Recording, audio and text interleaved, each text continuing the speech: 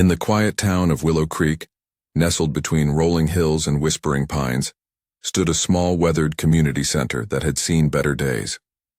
The paint was peeling, and the windows were cloudy, but it was the heart of the town for the people of the USA, UK, and Canada who called Willow Creek home. Among them was Sarah, a single mother who worked long hours at the local diner to provide for her 8-year-old son, Liam. Life hadn't been easy for Sarah since moving to Willow Creek, but she always wore a smile for Liam, who loved nothing more than reading adventure stories.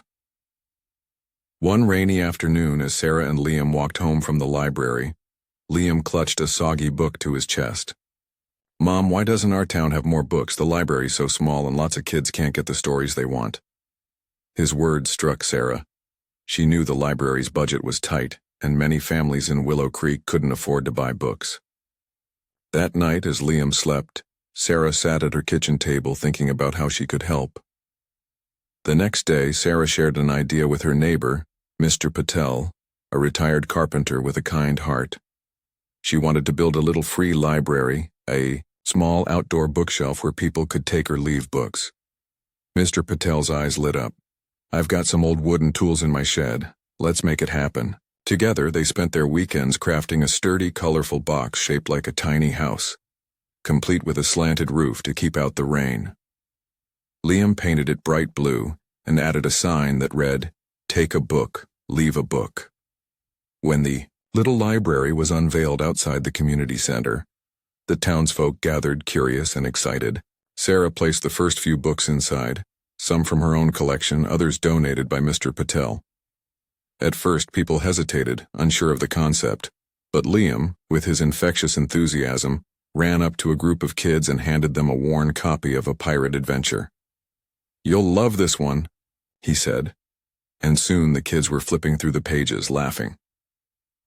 Word spread, and the little library became a beacon of kindness. A teenager named Emily, who'd been struggling with school, found a book on poetry that helped her express her feelings. She left behind a notebook of her own poems for someone else to discover. Mrs. O'Connor, a widow from the UK who'd moved to Willow Creek, donated her late husband's mystery novels, saying it felt good to share his favorites. A Canadian truck driver named Tom, who passed through town weekly, started dropping off children's books he'd bought during his travels, knowing how much they'd mean to kids like Liam.